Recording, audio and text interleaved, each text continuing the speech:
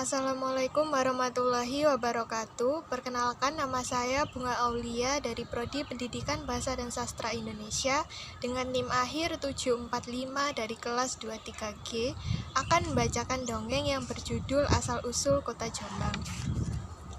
Dahulu kala di sebuah desa bernama Karangkejambon. Desa ini subur makmur dan berada di Jawa Timur. Hiduplah seorang perempuan bernama Wandan Wanguri yang memiliki seorang anak laki-laki bernama Joko Tulus yang kemudian berganti nama menjadi Kebo Kicak. Joko Tulus tumbuh menjadi anak yang kuat, akan tetapi keadaan tak berpihak kepadanya.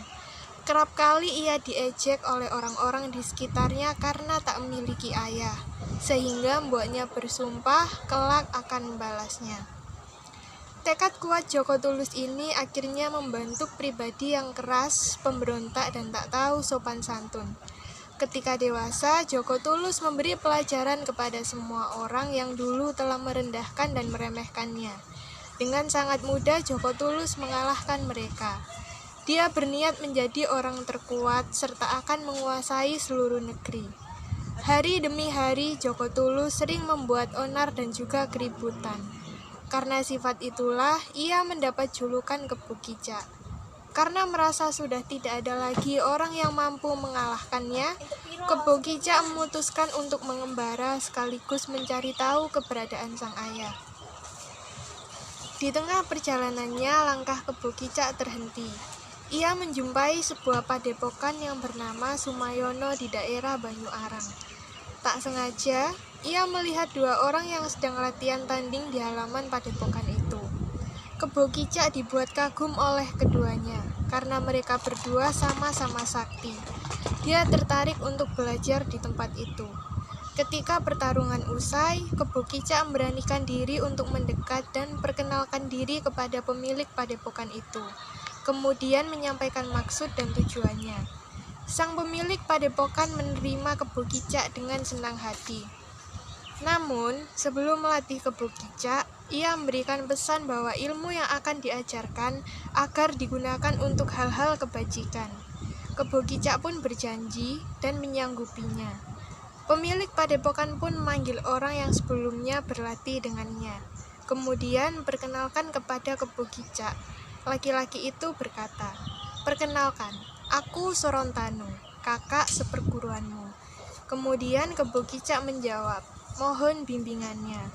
Seiring berjalannya waktu, Kebo Kicak mulai belajar ilmu kanurugan dengan tekun.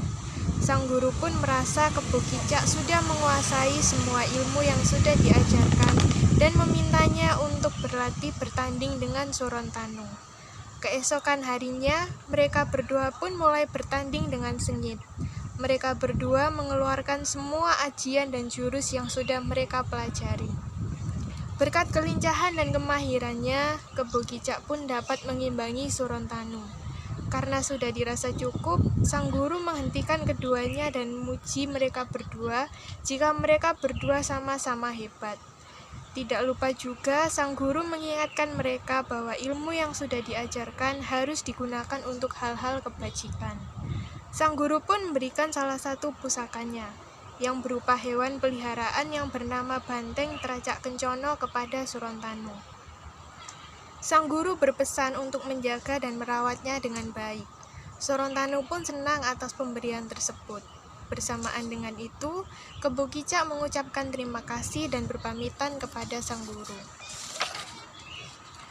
Kebo Kicak kemudian melanjutkan kembali perjalanannya ke arah kerajaan Majapahit, karena ia mendengar kabar bahwa ayahnya adalah patih di kerajaan itu. Patih itu bernama Patih Panguling Jagat. Sesampainya di gerbang istana, Kebo Kicak menyatakan tujuannya kepada para pengawal.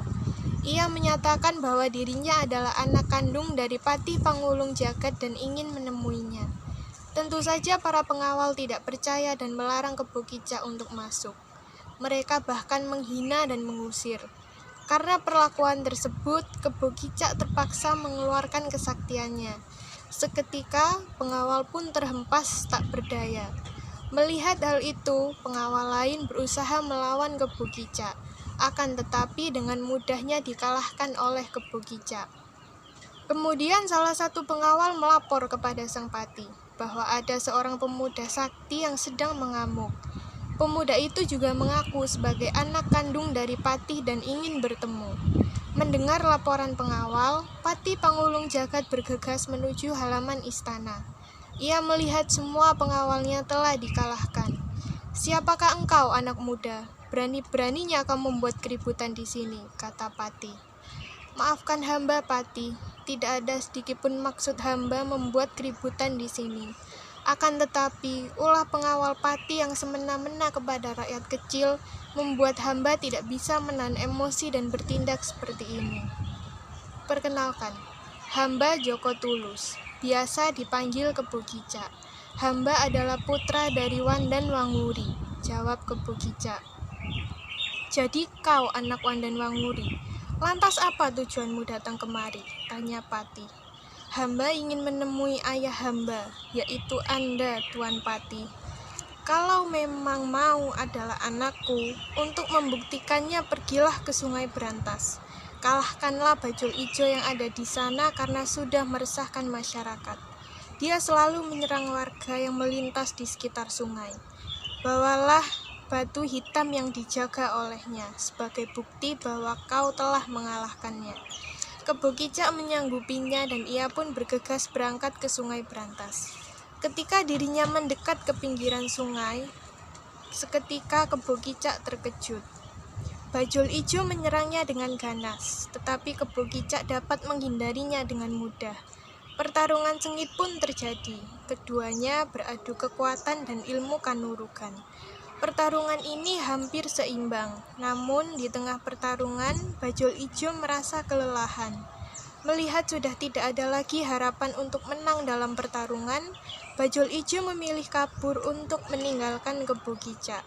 Sepeninggalan Bajul Ijo, Kebo Kicak pun segera mencari keberadaan batu hitam itu. Dia menyelam ke dasar sungai dan berhasil menemukannya. Dibawalah batu itu menuju kerajaan Majapahit. Sesampainya di Majapahit, sang patih merasa senang karena akhirnya Bajul Ijo dapat dikalahkan. Dia kemudian mengakui Kebo Kicak sebagai anaknya. Atas jasa itu, Kebo Kicak mendapatkan kehormatan untuk memimpin salah satu daerah di Majapahit, di wilayah bagian barat, yang mana wilayah ini berdekatan dengan Padepokan, tempat ia berlatih dahulu. Akan tetapi, di wilayah itu sedang terjadi wabah mematikan dan belum ada obat yang dapat menyembuhkan penyakit ini. Semua penyakit itu disebabkan oleh banteng Tracak Kencono, peliharaan Surontanu yang dirasuki oleh Bajul Ijo penunggu Sungai Berantas.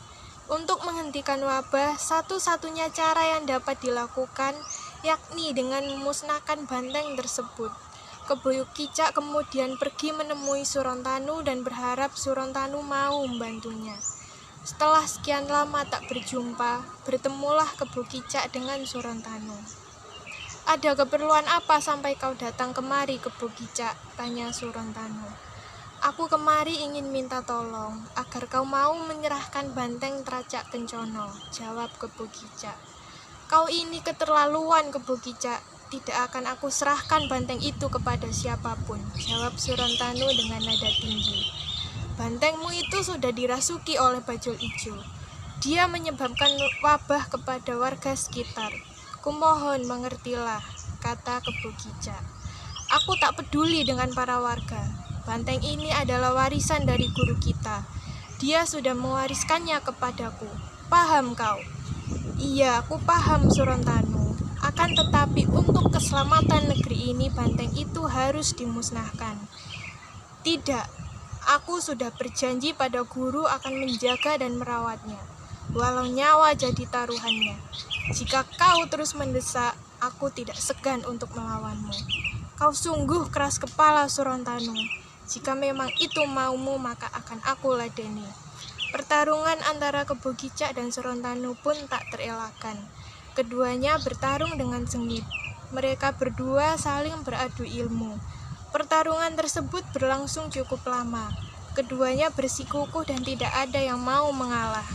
Akibat pertarungan itu, Muncullah aura hijau dan merah yang menyelimuti tempat tersebut. Dalam bahasa Jawa, hijau disebut juga dengan ijo, dan merah disebut abang. Konon dari kata inilah nama Jombang berasal.